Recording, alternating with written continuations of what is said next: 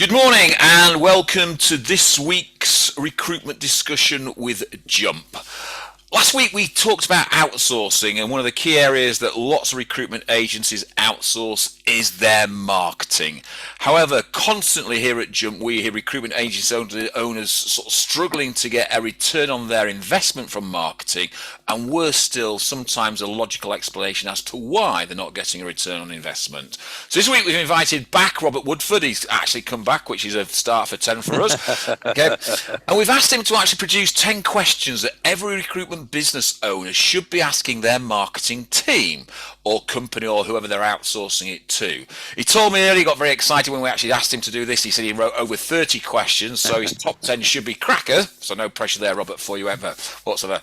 But for those who don't know Robert, in his own words, has been in recruitment longer than he cares to remember, and that's, for the rest of Jump, his 20 years, he's still very fresh-faced. He's a fresh-faced young man, baby from that point. But he started his recruitment marketing back in 2002 with the likes of Reed, Brook Street, Manpower, Randstad and the Kellen Group, and then opened the marketing Junction back in 2014. He works with startups, large corporation. He's passionate about the recruitment industry and all things marketing with it. He believes recruitment agencies need to consider a good marketing strategy and an actionable plan, as long as long-term tangible returns on investment are there. So in other words, it's about recruitment today and about what everyone's saying is that every recruiter should be a marketeer. How do we do that? So today we're going to reverse the tables somewhat. So us three are now sort of under a bit of pressure. Robert's going to tell us the questions that he would be asking his marketing company if he was the owner of a recruitment agency. He'll give some reasons behind it, and then us, the Jump team, will try expand on that question or look for more information on that. But obviously this is your webinar. So if you see an opportunity, or if you want to ask a question or join in or simply get more of an in-depth explanation, raise your hand, put your question in the chat box, please join in. So Robert, thanks for agreeing to return. Welcome back to another webinar. So in no particular order, let's have your first question. Well, thanks for inviting me back. And some of them you might notice maybe 2 questions in one to try and shoehorn 10 questions. So which is the first one. So he's cheating. So the first question is, where are our marketing department weaknesses, and what non-financial support do you need from the business? So I suppose a question there would come out, because lots of agencies sort of have this question when they say, what non-financial support do you need from the business? What do you actually mean by what non-financial support do you mean, or do you need? It's around, I suppose, it's certainly thinking about kind of in-house marketing people. Often they're hired, they're in standalone roles, often quite young or inexperienced, and I suppose it's saying, what do you need from the business in terms of, do you need my time, do you need specific structures in place, do you need any training, which could potentially be financial, I suppose, but what are the support structures you need around to make sure that the department is effective. It could be as straightforward as saying, well, look, we just want to make sure that every time a decision's made about the focus of the business, you inform the marketing function. So those types of things are making sure that you've got knowledge coming in. So it really depends on the types of the business, but essentially it's around kind of what support does the owner or MD need to provide for that marketing function. And I think you make a good point there, actually, Robert, that certainly when I was running very large recruitment companies, I always involved our marketing director or marketing manager in those meetings with the operations team. I think it was really important that she was aware of the challenges that we were dealing with on a monthly basis, because that way she understood to leave that meeting and consider what particular actions they could take in order to support the challenges we had, and it worked very well. She was very integrated into that team. I do think that you can't, to your point, isolating marketing, keeping them at arm's length at a distance isn't good. They need to be very involved and understand what's happening. And bear in mind, of course, that most marketing managers or assistants or executives haven't obviously had recruitment experience. So understanding what goes on a daily basis is absolutely critical for their decisions and their output. Yeah, and I think understanding what the weaknesses of the department are and where the deficiencies are is really important as well in terms of the support that you can give. Because as I say, a lot of people hire kind of graduates straight out of university or kind of people who haven't got a lot of experience, as you say, and it's unusual to find a marketing person that can do absolutely everything. Even within our agency, we don't have somebody that can do absolutely everything. We do absolutely everything, but we've got different people that do that. So you need to understand what your marketing person can and can't do, so that you can make sure that you're giving them the support they need in the areas that they're not comfortable with. And again, I think that's a great point, that we often, when we speak to our clients about the marketing support or bringing in somebody, there's an expectation that that individual is going to do just about everything from design work through to writing, great copy and so forth. And of course, the stark reality is that most people can do some things, but not all of those things. So, what do you bring in-house? What do you keep outsourced and so forth is another question. So if we looked at that in that way, then Robert, that's quite an interesting question about your marketing department weakness. Because I agree, to get that, it's like hunting for a 360 recruiter. It's a really hard job.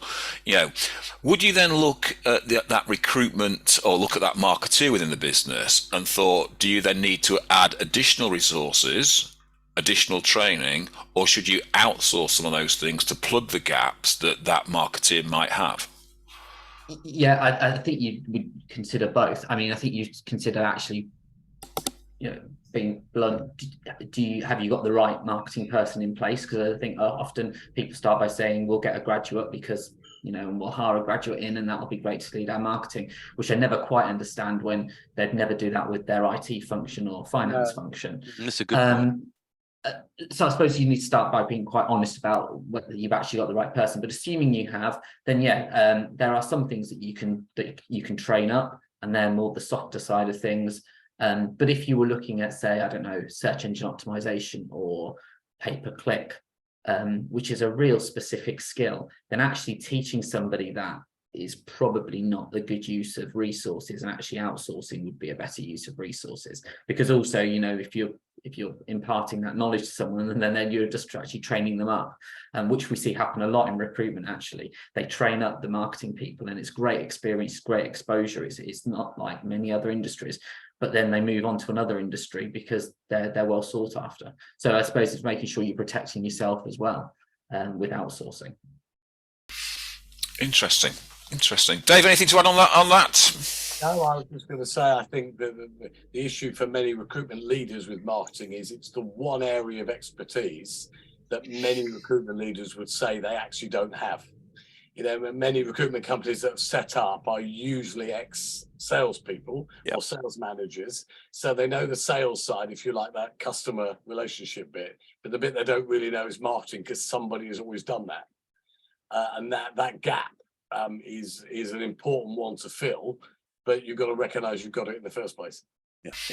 But it's interesting the amount of marketing or recruitment agents then who have the same comment that Robert's just said there. They go out and get a graduate and say, let's get a graduate in because it's cheap, it's easy. They should be good on social media because that's what they live on, etc. And I could ask my son, but he's got no idea about marketing, but he's good on social media type scenario. So it's getting the right people in. And I think that comment there about you wouldn't do that if it was your IT department, your finance department, etc., your HR department. You go out and find the right people to do the job. So it's an interesting thing. Let's push on then, Robert. So what's your second question then that you would ask? So the second question is what are the business goals you're trying to help us achieve, and are our marketing efforts effectively reaching target audience and generating leads? So if I looked at that and said, if I looked at all the people that are on today, they're all from a different type of recruitment business, and every business is different. But are some of the standard goals then across the marketplace that every marketing department should be looking to achieve? I mean, generally you'd say yes. I mean, there are always exceptions, but ultimately, I suppose the place we always start is, well, what is the business? What are the business goals for this year, this 6 months, whatever, this quarter, and then try and distill that down into time how the marketing can support that. But generally speaking, you're looking at you want to be generating exclusive candidates to your business, driving people to your website, driving candidates to your website to apply for your vacancies. you want to be providing a framework that allows the recruiters to go out and generate or help generate client engagement, and also to see about generating some inbound engagement as well. They tend to be the main areas. Obviously, everyone has slightly different requirements, but that would generally be what the main goals would be. And I mean, I would add to that point and say that given the shortages, candidate shortages that are very evident in virtually every single recruitment sector, one of the most important aspects for any marketing professional now is this whole area of candidate attraction. And I would say, thinking back to my earlier years when we had a huge marketing department, even then, I think 70 to 80% of our marketing was aimed at the candidate market. We always felt, I mean, obviously you have to develop your brand and keep the brand in the eyes and minds of your clients, potential clients. But you don't win clients off of marketing. You have to get out there in front of them and spend time with them. But most of the work that we did was around candidate attraction and retention. And we spend a lot of time talking to clients about that today, because very often they have a huge database, candidate database, sometimes 80, 100,000 people. And we find that the advertising that goes out there attracts the very same people that we've already registered, they're already sitting on the CRM. So it's we're just basically spending more and more money in attracting the very same people we've already attracted 2-3 times. So, engaging people is a very, very important function. Keeping people engaged, I should say, is a very, very important function for any marketing professional. That's right, and that's distilling it down even further. As you say, it's about generating new, but also keeping those existing people absolutely engaged, which is the challenge. See, I find a lot of my agencies are doing it the other way around. They're spending 70-80% of their time marketing to clients and very little time marketing to candidates. And when you look at the candidate database, and the cost of generating and the acquisition of that database has been huge, and yet they don't tap into it because they're not marketing to it. They're not keeping that data fresh. They're not keeping that data engaged, with them. And I think, to me, when you're talking about, trying to gain exclusive candidates or trying to gain leading candidates in the marketplace, the majority of those candidates, if you're a reasonably established recruitment agency, will be on your database because you've been there for years, seen it, done it, etc., etc. So you've got to start to think, how do you market to that? And to me, that would be, to me, that's my major business goal, is how do I maximize my candidate database, and therefore how do I market to my candidate database to make sure I'm maximizing the candidates on there, that they know about what's happening. I become the key person of influence within their marketplace, rather than just another recruitment agency that stores their data and then never uses it. That's a good point. And I think, look at the rising cost of job boards now. Everyone's complaining about how much they're now costing. And yet we already have, in many instances, unless you're a fairly new business, a very substantial and deep well of candidates that have engaged with the business in the past, many of whom are now more senior than when they first started. So there are enormous opportunities. I often think that recruitment business owners don't understand necessarily the value of their candidate database. It's actually, in real terms, worth an awful lot of money. So I think, if we come back to the point about what, one of the chief goals for marketing people in recruitment, I would argue very strongly that whole candidate engagement piece would be in my top 3 for certain. See, I've said this a couple of times over the last couple of weeks, and I'll use an example I used with a client the other week. He had 5,000 candidates on his database, and his average deal value was 12,000. So I said, well, let's cut that in half to 6,000. So that said, his database is worth £30 million. Now, the question that I asked him was, at any one time, between 15 and 20% of the marketplace is looking for a job. So which 15 to 20% of your candidates on your candidate database are looking for a job? Because if you times that by 15%, that gives you, £4.5 million worth of potential revenue, if you know where that revenue is, if you can tap into that revenue. And to me, that's what the marketing part should be doing, is bringing that revenue to you, because they're the people that are in the exit lounge, let's call it, and looking for a job. But the fact we don't know that, because our data is very, stale, let's call it, that's the bit where I think marketing needs to help and drive.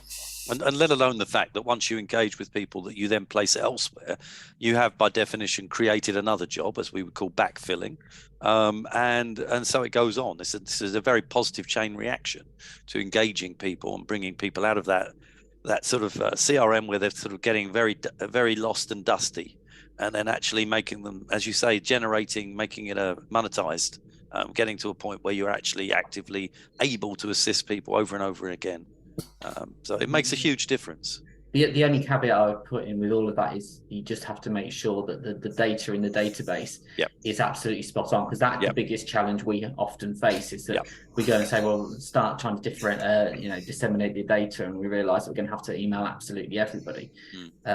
Or suddenly, a data scientist is receiving a job about becoming an engineer or whatever. You've got to be really careful, because that you can turn people off quicker than you can turn them on. That is true. And that again goes back to that. You can have that generic marketing about, marketing what's happening in the marketplace, what's going in the UK, etc., etc. But then you have that specific marketing, which is directly towards a job, and that again, you're right. You switch people off as quickly as you can switch them off. You send the wrong stuff. So, data needs to be clean. I had a quick question come in from Dave Madden. How would you recommend marketing to a database then, Robert? So we would suggest. Well, I suppose there's a couple of things. If you've got the automation software, then that can be a good thing to have. So that's the likes of Herefish, Shiftforce 24s, those types of things, where you can set journeys up and get people kind of engaging with them, because you can set events up that kind of trigger things. So that's one element, but that's often quite advanced, and not everyone's got the budget for that. So we would start by looking at basic email marketing. So that would be doing things like newsletters, not that we'd call it a newsletter, but newsletter type things, sending content that's about establishing yourself as subject matter experts in both recruitment and what you're talking about, showcasing some of the things that you've done, some of the successes you've had, showcasing a few jobs, but not being really, really salesy, because actually people know why you exist, but just being there, that's dropping into someone's inbox with some regularity, with some good quality content that's adding value. That is where a good place to start. Okay, so then what will be your next question as we push down from there then? So my next question would be, what metrics should we be tracking to measure the success of our marketing campaigns? So basically the $1 million question then. Yes. So the question I'm going to just ask you, because it depends on who's looking at the metrics. Because if it's a board pack, or is it the sales director, or does that matter? That's a very good question, actually, Dave. I'd argue that I'd argue that actually there are some fundamentals. Somebody make a note. There are some fundamentals that you would track no matter what. I mean, look, the marketing department are going to track more, or should be tracking more than you would put into a board pack. But ultimately, the main metrics, which are we making more money than we were before, should be the silver thread running through absolutely everything anyway. There's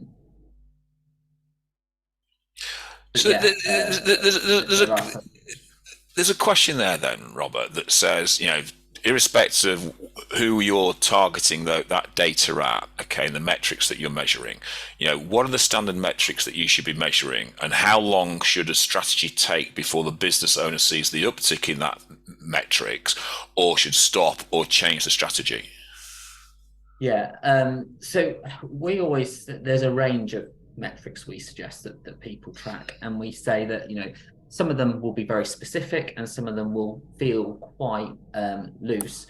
But ultimately, if they're all heading in the right way, then we say the direction of travel is right, and so we know that they feed in. So that's things like, on e-shots, what percentage of your e-shots are being read, what percentage of your e-shots are having clicks on them, those types of things, because we know obviously the higher the higher number of people reading them, more clicks, etc. What does that mean? On the website, we would track goals. So we would set goals up. So by that, what we mean is when somebody comes to the website, are they performing some action? Are they applying for a job? Are they registering with us, etc.? And you can then track that. It's harder then to track everything that one stage further in terms of, are we making placements off the back of it? You can, depending on how your database is set up. And if your database is set up that you can track those metrics, then you absolutely can push that. But actually, most databases aren't set up in that way. That it's hard to go, you know, somebody applied for our website and we can track that really carefully, and we know that we made a placement off the back of it. Then also the vanity metrics, I wouldn't rely solely on these, but, you know, actually on our socials, are we getting more people following us? Are we getting more people engaging with us?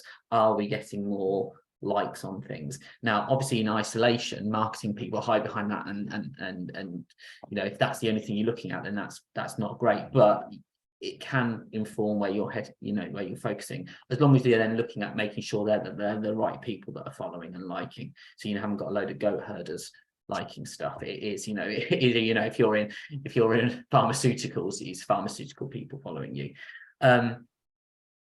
They're sort of the main sort of basic metrics we would always get people to set up and follow, because we know that then generally they mean success. But also one of the metrics that we also feel is really useful is actually speaking to the recruiters and saying to them, you know, are you getting the support you need from the marketing function?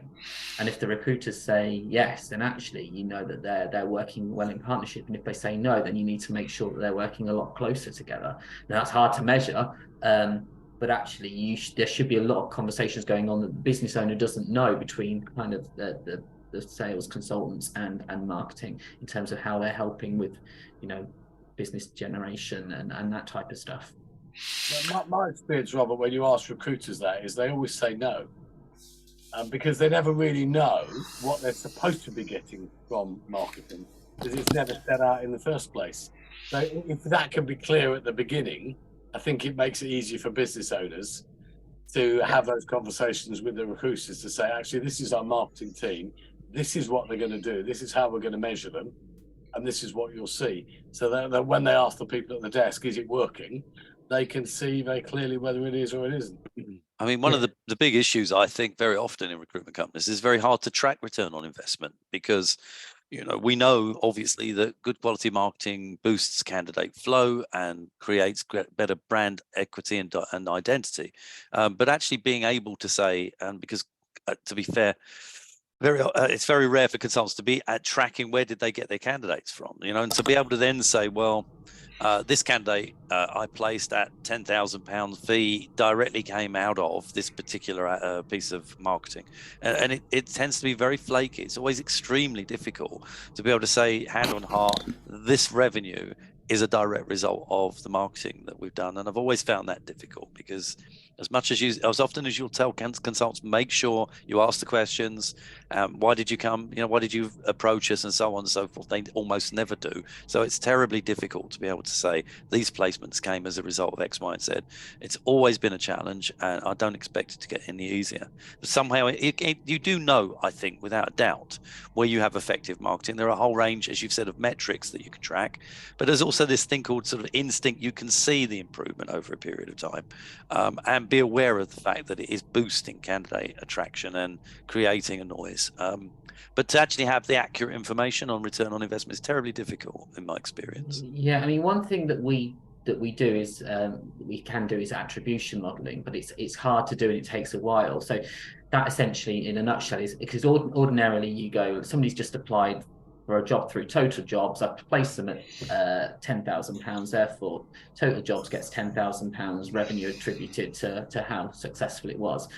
Actually, it's a lot more nuanced with how people interact with a brand. They might be following you on LinkedIn, they might be following you on Twitter, they might have, you know, received 3 email shots, they might have, you know, gone to your website and had a look at the job and then applied for it through that way or whatever. So actually, the amount of revenue that you attach to each individual success needs to be attributed in percentages to those different things. So actually, when you work that out, it does take time, and you can spend ages on it, and but actually we can go, actually, every deal we do, 5% should be attributed to LinkedIn, for example. 5% should be attributed to something else. There's a funny noise in the background you can hear. So actually, and once you look at that, you can start saying, well, okay, we made X amount millions of pounds on placements last year. We can estimate that actually, 200,000 of that can be attributed to yes, our e-shots. Yes, there's a clear differential, absolutely. But come back to the earlier question about making sure there's interaction and an understanding between marketing and the sales team, if I can put it that way, and making sure that internal communication is constant and sharp absolutely helps to establish whether marketing is on point, doing what it should be doing, and recognizing the needs and the efforts that salespeople have to put into the business. And I think keeping that very strong is very important. As you say, what's working, what isn't working, and what are the needs of the business, let alone outside influences that have an impact on the organisation. So let's push on a little bit, because we've got a lot of questions to go. We're over halfway. We've only gone through 3 questions, so let's push on a little bit. I think the next one, which was what's our current cost per lead and current cost per hire, is probably, and how can we improve it, is probably sits within that as well. You actually you're making sure you understand what your cost per hire is.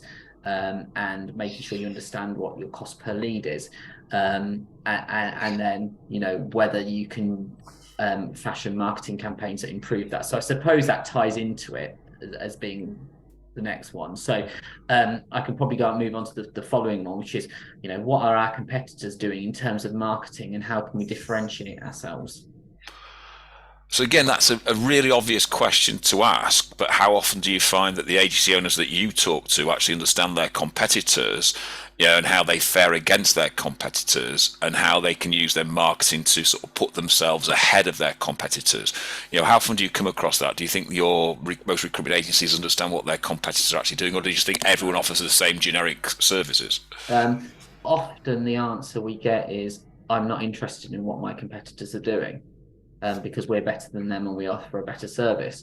And my answer is, well, you might not be, but there's a load of candidates out there who don't know that. And actually, and also, who you think your competitors are, they might not be your competitors. So because we'll say to people, who are your competitors, and they'll give us a list, and I'll go online and type in, IT jobs in Biggleswade or whatever, where the company might be based, and you actually go, well, actually online your competitors are these competitors, which are completely different to the ones you've given me. So people are unaware, and there's some I have to say, if you've got a big, larger competitor with a marketing a well-funded marketing function, look at what they're doing, because the chances are the stuff that they're doing is working, and that's why they're doing it. Now, it doesn't mean that you necessarily replicate it exactly the same, but if it's working, they're doing it because it's working. So actually, you're going after the same people. Have a look at those types of things.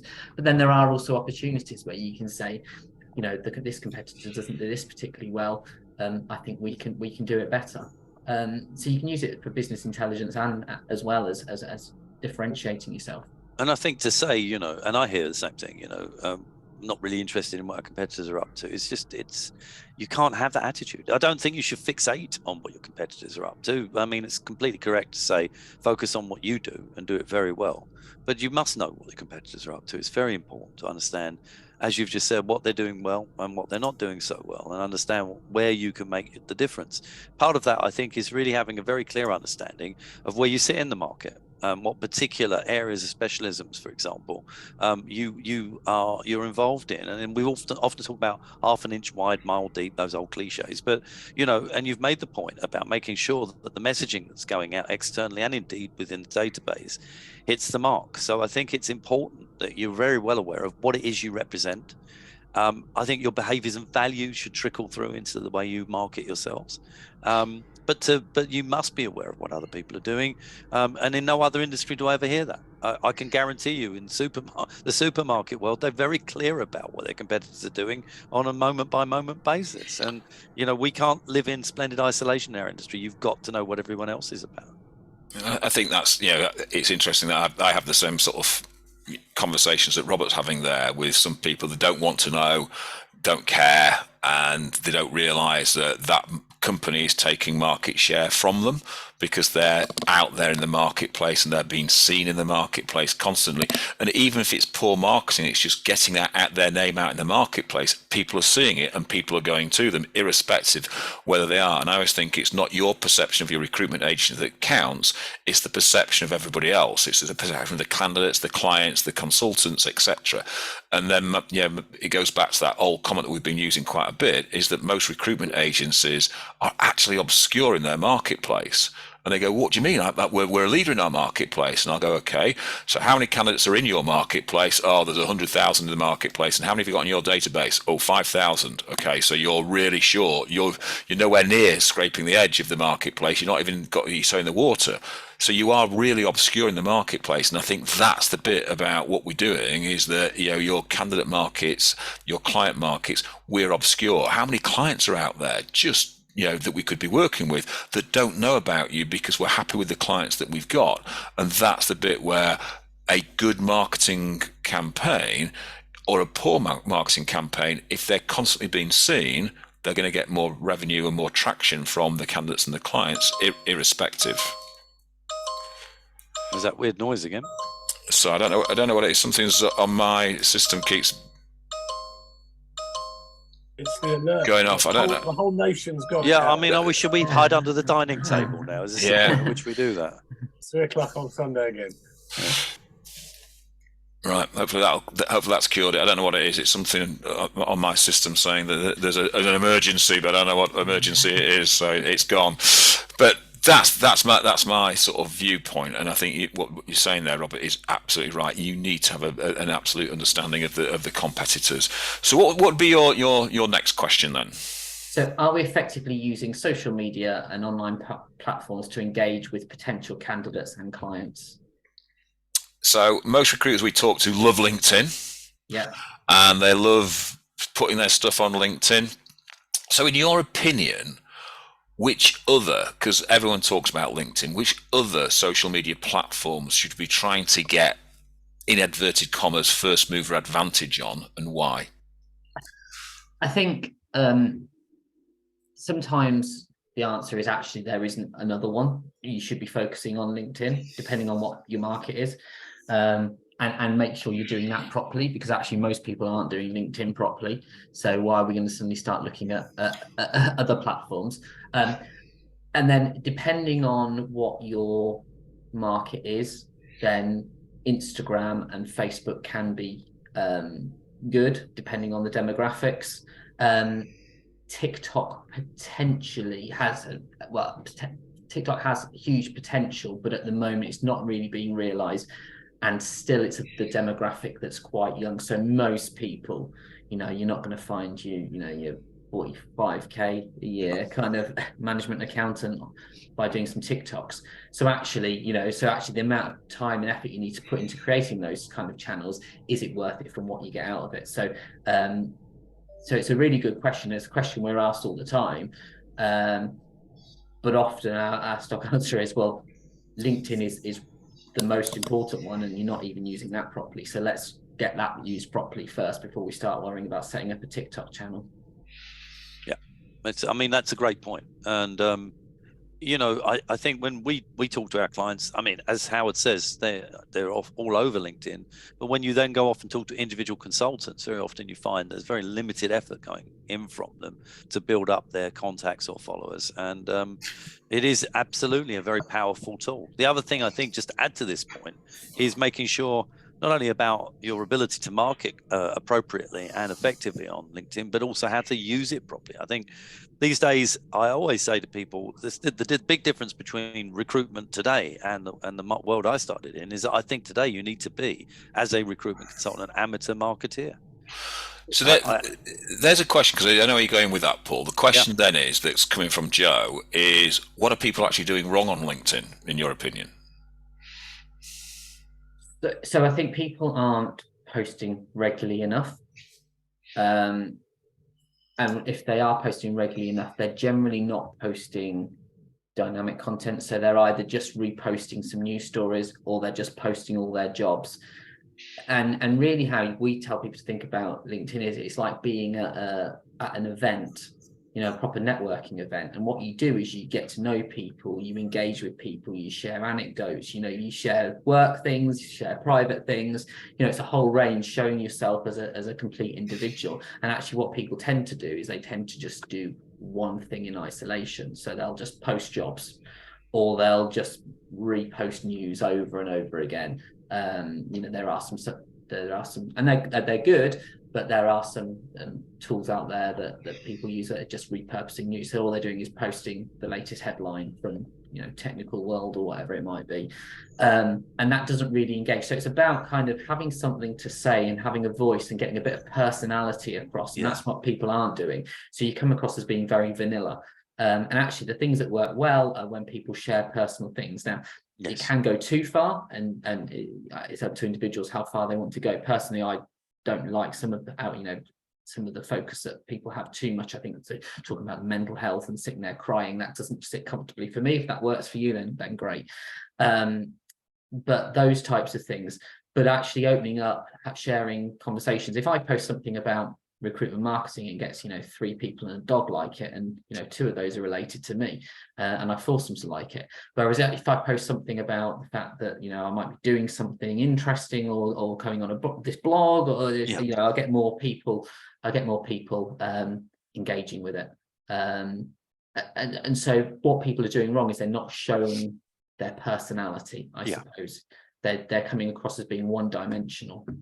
I think that's entirely valid. We've all had experiences of putting stuff on that's personal, normally tongue in cheek, and it's absolutely noticeable just how much larger the actual reaction is when you post stuff. I do agree. I think you've got to be careful about what you put on there. Everyone makes their own judgment calls, but I think you have to be careful. I think the other thing to always remember as well is that you represent your business. Regardless of whether it's your downtime or your business time, the stuff you put out there on social media not only reflects your views, but reflects on the company you're employed by or manage. You've got to be extremely careful these days, as we know. So I think it requires some thinking and some thoughts, but it is true. You're right. I find that it's all about personal brand and people buy into individuals as human beings. Otherwise, as you've just said and used the right word, I think it becomes very vanilla and people are basically posting vacancies. And there's nothing really interesting or exciting or different about what they're doing to every other agency that gets on. Not to say you shouldn't obviously post roles, of course we should, but it's hard to create a differential. Yeah. So looking at that, because we could spend all day talking about social media on here. So we understand there is issues with that, and people have got to change what they're posting and push that. And again, marketing can help with that and drive that. And it's about that. Here's a business content. Here's some personal content. How far you go with that personal content is down to you. And here's some data. Here's some information, and sort of mixing that together to get a blended approach into the marketing rather than move it. So what would be your next question then? I think there's some sort of the last sort of 4 questions are quite leading from what I understand. Yeah. So we've got, are our job postings and company branding effectively communicating our value proposition to potential candidates? So we talk a lot about company values, and we talk a lot about mission, proposition statements, etc. So obviously when you're talking about job postings and other branding postings, etc., why is your value, why is your mission, why is your purpose, why is it so important? Because it elevates you as to who you are and what you're about, and the service that you're going to provide, and what somebody gets from what coming to you as a candidate, rather than it being just a job and arguably I could find the same job advertised by 5 different agencies. So what makes me apply to you rather than the 2 down the road, and that is around kind of generally the kind of how I'm going to be treated as a candidate, your knowledge, the fact that you're ethical and you're going to do things properly, you're well connected, all those types of things that should be a given but aren't.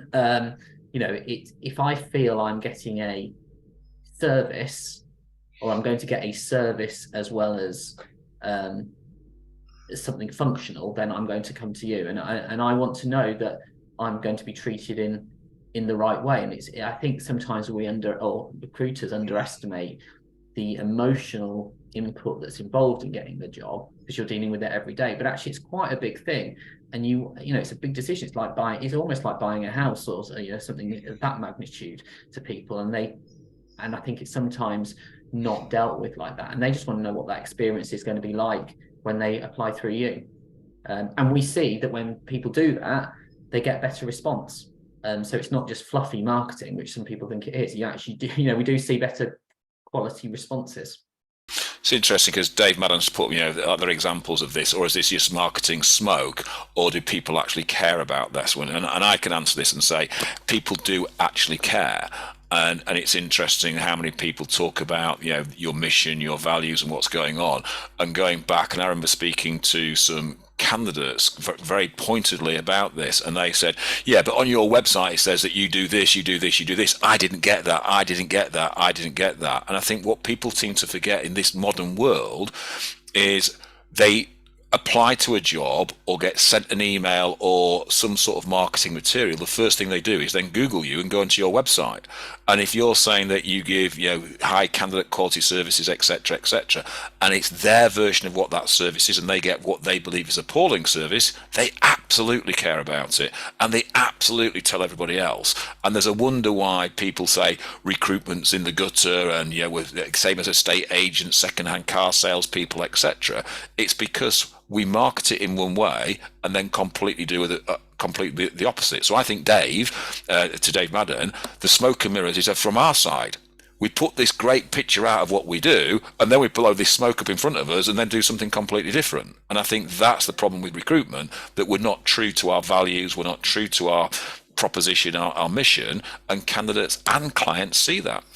It's a really good point, actually, and actually one of the to sort of, I suppose, support Dave, what we often do is when we're going into a business, certainly if we're writing copy for a website or something, they'll tell me how great their business is, and I say, if I go out there now, is that the service I will get? Being really blunt, because if I'm going to go out there and say this is what we do and you don't do it, then it is marketing smoke.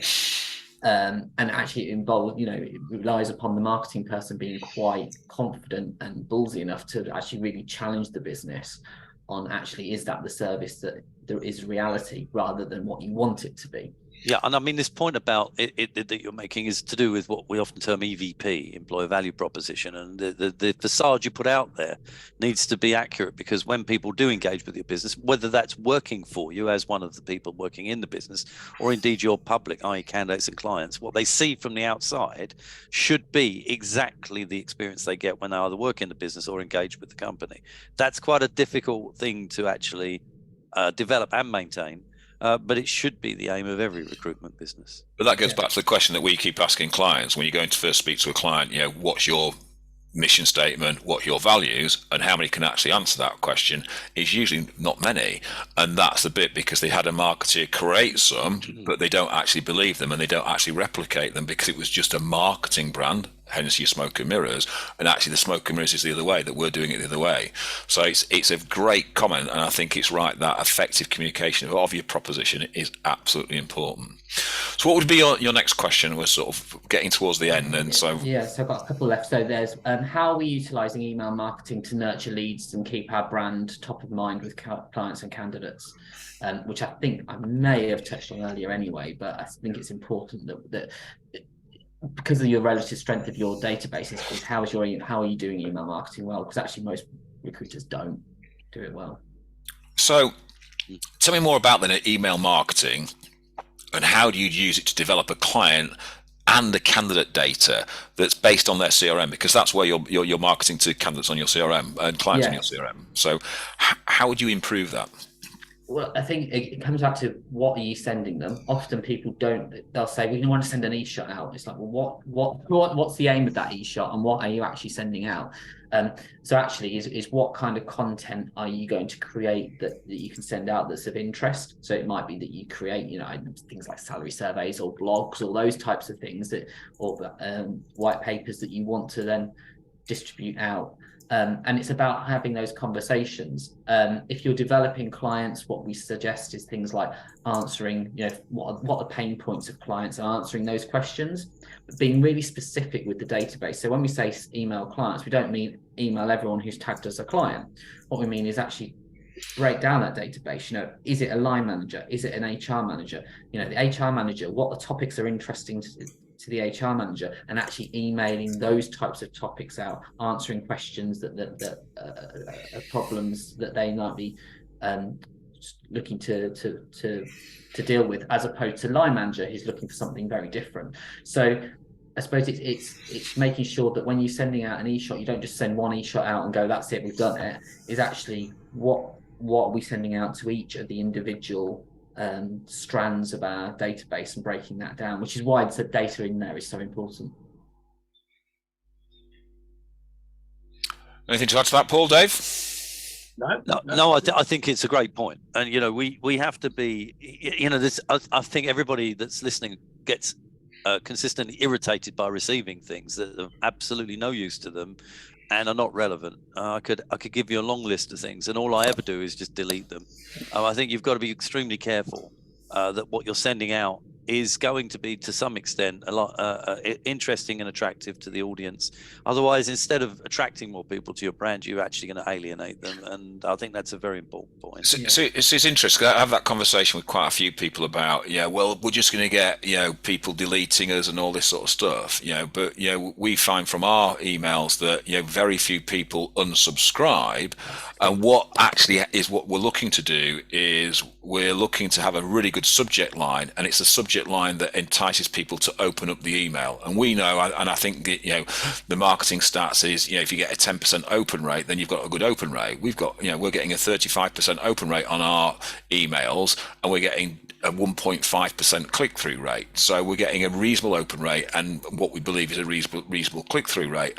So what we're saying is that our subject lines are really good. Maybe we could work on our content to get more people to cut through. So our content of our emails need to change and be better scoped, etc., etc. And that's the question, isn't it? It's about that the bit I think is about trial and error within marketing, is that you've got to trial your subject line, because most people read it on a mobile. Is that subject line enticing enough to get through? Then the content of the email, is that enticing enough to people to click? And then the page that they get onto, is that enticing enough to get people to actually then fill in the call to action on that page? Because you're going to drive them back to your website, and that goes back to, is your website, good enough, and is your social media good enough to interact with your clients and candidates? Yeah, you're absolutely right. We say it's a psychological effect more than anything. So actually, you're right. We look at the unsubscribes, want them to be low. Quite happy for somebody to receive an email on a regular basis and delete it, because they still know that they look at it and go, okay, it's quite decent content. I haven't got time to read it. I'm going to delete it. But at some point, psychologically, you're in their brain, so that when the client consultant picks up the phone and speaks to them, they recognize you, or they have some familiarity with you because they're receiving that email regularly. Or if there's a requirement, they say, I've seen somebody. And then it's just about kind of elevating your brand as well, and being psychologically there, which is hard to measure.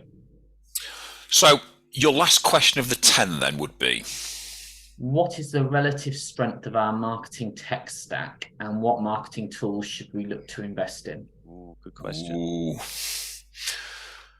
I think a lot of people, as you know this, I think, Robert, will get attracted by new shiny things, and can often go and purchase stuff that they then don't really need or don't use particularly well, and end up getting themselves into quite expensive contracts that they can't easily get out of. And I've seen that many times.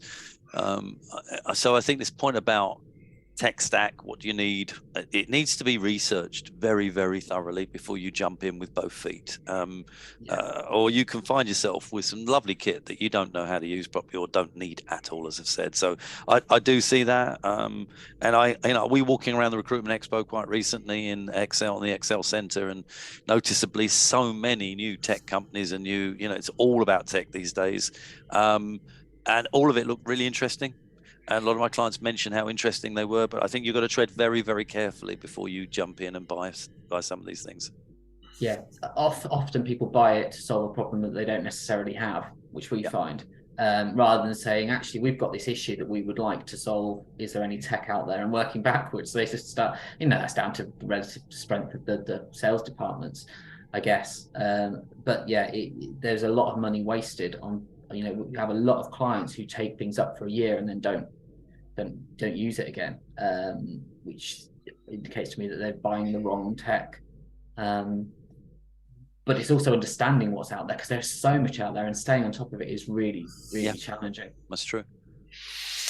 So that's a great segue, because next week we have on what we think will be an absolute cracker of a webinar. Next week we have probably the two biggest tech suppliers to the recruitment industry, Bullhorn and the Access Group, on talking about how you should sync your tech together, what tech's coming down the line, etc., etc., etc. So it's going to be quite interesting to see whether Bullhorn and Access are aligned, whether they're opposed, how they go to the marketplace, etc. But what we're hoping is that they're going to answer all the questions that our clients have about, should they be implementing tech, should we not, etc. So next week it's going to be a really lively. Hopefully it's going to be a lively. And Howard, we're going to have to ban Dave Madden. We have to ban Dave Madden. Dave, you can't come on next week. No, Dave Madden, come on and ask questions, Dave Madden. Come on and let's stir the pot and see what comes out, because I think it's absolutely important that we understand what's coming down the line. But I think it's more important how we implement tech together, because what you're talking about there, Robert, is absolutely right. We buy so much tech and then never implement it, never train our candidates and our consultants on it, etc., etc., etc., and therefore it becomes redundant. How many people do we know who don't use their CRM? Hardly at all, because people aren't trained and don't understand the value of it. So again, just buying another piece of kit to usurp that is just a waste of time, but so many people do it. So hopefully next week, Bullhorn and Access will come together, potentially lock horns, potentially be the right thing, but tell us how we should actually be implementing and what we should be doing to adding tech to our current tech stack. And Robert, just to say, how can people reach out to Robert? Because that last question about what is good marketing tech, we haven't got time to go through all the different bits, but it would be good for people to be able to contact you, Robert. More than happy if people want to contact me. I'm obviously on LinkedIn, Robert Woodford, the Marketing Junction, or you can email me at robert.woodford@themarketingjunction.co.uk. Yeah, and if you want to come on to just drop me an email, I'm happy to pass Robert's details along to everybody as well. But I say let's use social media correctly, let's use LinkedIn, and let's connect with Robert and work from there. So Robert, thank you very much. It's been a really insightful one. I think it was interesting. I had a post on LinkedIn yesterday about somebody saying, blah blah blah blah, and he said these are the 5 questions I would be asking. It was interesting. Not one of those 5 questions were the questions that you were asking, and it was interesting. It was very interesting. He was asking some very different questions, but they had no value behind it. It was interesting looking at that. So once again, thanks, Dave. It's been Robert. It's been much appreciated. Dave, I love your questions. They're always interesting from there. If anyone else wants to ask questions, please get them stuck in. Paul and Dave, thanks for your input as well. Dave Pye, for your input. Let's see you all next week, and let's really hear what Bullhorn and Access have to say about the market, the tech stack and the tech market and what's coming down the line, because I think that's going to be a really interesting conversation. So thanks for your time. See you all next week. Thanks, everybody. Thanks, Robert. Yeah, thanks, Robert.